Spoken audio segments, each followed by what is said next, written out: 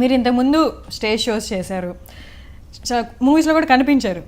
But ఈ ఒకటేనా? ఒకటే రా రెండో వేడుక చూద్దాంలో చిన్న ఎంట్రీ అంతే. ఇదే నా ఫస్ట్ ఫుల్ లెంగ్త్ మూవీ అంతే. అండ్ ఈ మూవీలో నరేష్ గారి పేరు ఎంత వినపడుతుందో మీ పేరు కూడా అంత వినపడుతుంది. ఏంటది, ఎందుకు అలాగా అంత అంటే బజ్ వచ్చేసింది? అంటే అది ఎలా అంటే మనకి జబర్దస్త్లో ఆల్రెడీ అంత పేరు రావడం వల్ల ఆటోమేటిక్గా సినిమాల్లో కూడా వచ్చేసరికి అదే కంటిన్యూ అవుతుంది. అదే. ఓకే. ఇంతకుముందు ఎందుకు చేయలేదు? అంటే ఆఫర్స్ వచ్చి చేయలేదా, లేకపోతే మీ స్కెడ్యూల్ కుదరకి చేయలేదా? అంటే చిన్న చిన్న ఏవో వచ్చాయండి, నాకు అంత అనిపించేది కదా యాక్చువల్గా చేయాలని అనిపించే అంత. వాళ్ళు చెప్పినప్పుడు ఇందులో అంటే జబర్దస్త్లో నేను చేసే స్కిట్లు ఆల్మోస్ట్ అన్ని పంచులేయటం ఇలా ఉండేది కదా. నెక్స్ట్ వాళ్ళు వచ్చి నాకు అది చెప్పినప్పుడు అందులో ఏమి ఉండేది కదా, నేను చేయగలిగేది ఏమి ఉండేది కాదు. అంటే సైలెంట్గా ఒక హీరో పక్కన ఉండటము, ఫ్రెండ్ క్యారెక్టర్ ఎవరైనా ఒక డైలాగ్ ఏదో లీడ్ ఇవ్వటము, ఇలాంటివి ఉండేవి. అవి నేను చేస్తే ఓకేనా అనిపించేది నాకు. అందుకని కొంచెం మన స్టైల్ ఉండేది ఏదన్నా దొరికితే చేద్దాం అన్న సెన్స్లో చూస్తూ ఇలా మేడ మీద అబ్బాయి ఇప్పుడు ఫస్ట్. ఓకే. కొంత ప్రొఫెషన్లో కొన్ని రోజులకి అలవాటు అయిపోతే ఆ కంఫర్ట్నెస్ వచ్చేస్తుంది అనమాట. అక్కడి నుంచి బయటకు వెళ్ళాలంటే ఇప్పుడైనా అన్నీ బాగానే ఉన్నాయి, బయటకు వెళ్ళి చేయాల్సిన అవసరం ఏంటి అనిపిస్తుంది.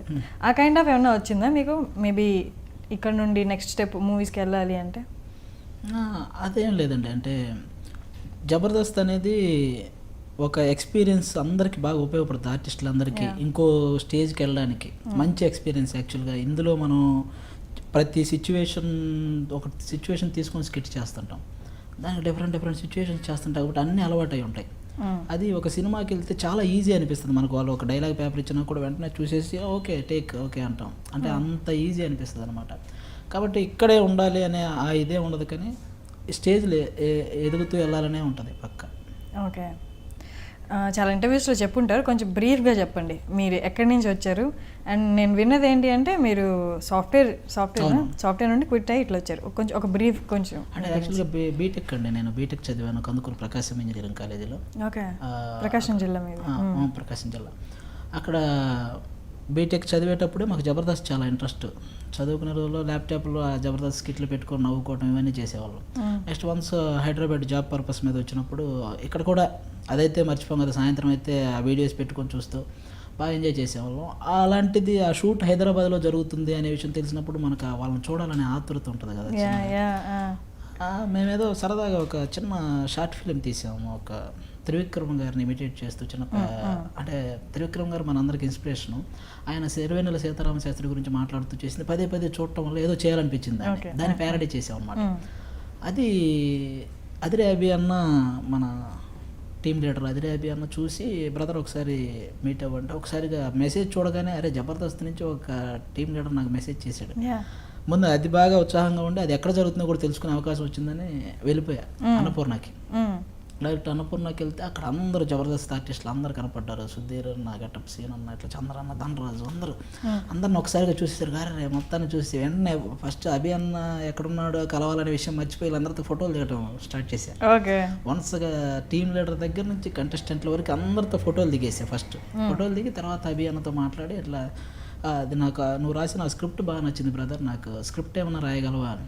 అయ్యో నేనేం స్క్రిప్ట్ రైటర్ లాగా అది రాయలేదంటే, నాకు అసలు ఆలోచన కూడా లేదు, నేనేదో సరదాగా రాశాను, ఇప్పుడు మిమ్మల్ని చూద్దామని వచ్చాను అంతే, మిమ్మల్ని చూశాను చాలా ఎగ్జైటింగ్గా ఉంది అని ఆయనతో కూడా ఫోటో దిగి వచ్చేసాను. నేను వచ్చేసి అది ఫేస్బుక్లో పెడితే యాక్చువల్గా 2 likes వచ్చి అది 200 likes వచ్చినాయి ఆ ఫోటోలు పెట్టగానే ఫేస్బుక్లో. అంతకుముందు మనం ఎవరు అసలు అంటే ఎవరికి అంత అది ఫోటోకి లైక్ కొట్టాలని అంత ఇది ఉండదు కదా. కానీ నా పక్కన ఒక జబర్దస్త్ ఆర్టిస్ట్ చేరేసరికి లైక్స్ పెరగటం, అరే మనం వాళ్ళ పక్కన ఉంటేనే అంత ఉంటే మనం కూడా వాళ్ళతో ఉంటే టీవీలో ఇంకెంత ఉంటుందో అనే చిన్న ఇది కలిగింది. అది కాక జబర్దస్త్ అభి అన్న నంబర్ నా దగ్గర ఉండిపోయింది.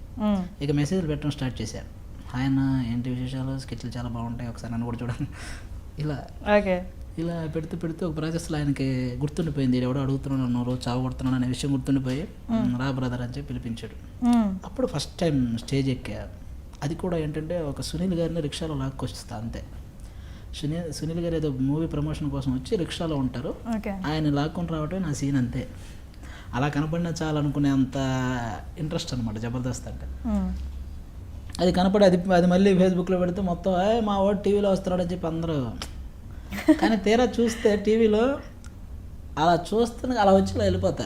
అడేడీడు అని అనుకునే లోపే నెక్స్ట్ యూట్యూబ్లో అది పాస్లో పెట్టుకొని చూస్తే కానీ నేనని అర్థం కాదు. దానికి మళ్ళీ ఒక రిబ్బన్ కట్టుకొని ఏదో నానా హంగమా ఉంటుంది. ఇది చేయడానికి అంటారు నువ్వు వెళ్ళింది బీటెక్ అన్న జాబ్, ఎందుకురా నీకు ఇవన్నీ అవసరం అని చెప్పి ఇవన్నీ నెగిటివ్ కామెంట్స్ వచ్చాయి. అంటే అప్పుడు జాబ్ క్విట్ చేసేసారా? క్విట్ చేసేసాను. ఇక ఇంట్రెస్ట్ పెరిగిపోయి క్విట్ చేసేసి ఇంకిటే ఇదే ఒకనొక స్టేజ్లో కొంచెం అట్లా ఒక 10-15 స్కిట్లో నిలబడే క్యారెక్టర్లు చేసిన తర్వాత 2 డైలాగ్స్ వచ్చాయి. 2 డైలాగ్స్ చెప్పాలి. 2 డైలాగ్స్ చెప్పిన తర్వాత అవి ఎడిటింగ్లో ఉండేవి కాదు. ఎడిటింగ్ తర్వాత ఎందుకు అవి ల్యాగ్ అనిపించో లేకపోతే ఆ టైంలో మన అవసరం లేదనిపించో ఎడిటింగ్లో ఉండేవి కాదు. ఇంకా మనం చేసినా కూడా ఎడిటింగ్లో ఉండనప్పుడు మనమే కనిపించినప్పుడు ఎందుకులే అని మళ్ళీ డ్రాప్ అవుదాం అనుకుని వెళ్ళిపోయా. అవసరం లేదు, మళ్ళీ మన పని మనం చేసుకుందామని వెళ్ళిపోయిన తర్వాత అదేంట్రా మనం 4 ఎపిసోడ్లో కనపడ్డా తీసేసారా, మళ్ళీ ఇవి ఎక్కువైనాయి. అయితే మనం ఎక్కడ పోగొట్టుకున్నాం అక్కడే నిరూపించుకోవాలని మళ్ళీ వెళ్ళి ఈసారి కొంచెం స్ట్రాంగ్గా ట్రై చేశాను. ఈసారి నేనే మధ్య మధ్యలో డైలాగ్స్ అందించడం వాళ్ళ స్క్రిప్ట్ రాసేటప్పుడు అది డైరెక్షన్ డిపార్ట్మెంట్ దృష్టిలో పట్టడం, వాళ్ళే చిన్నగా స్క్రిప్ట్ నా చేతికి అప్పగించడం, మొత్తం స్క్రిప్ట్ నేను రాయటం, అది నచ్చటం, నా క్యారెక్టర్ కూడా బాగా నచ్చటం, నాగబాబు గారు నా గురించి పాజిటివ్ కామెంట్స్ చెప్పటం, ఇలా టీమ్ లీడర్.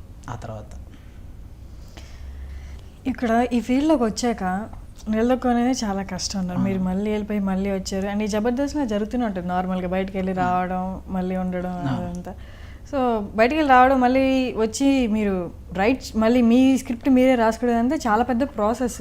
అంటే ఇక్కడ మీరు రాసుకోవడానికి ఇంట్రెస్ట్ ఉండి రాయడం ఒకటి, మిమ్మల్ని అలౌ చేయడం ఒకటి. అలౌ చేయించాలి కదా ఫస్ట్, నీకు గేట్స్ ఓపెన్ చేస్తే కదా లోపలికి రావడానికి.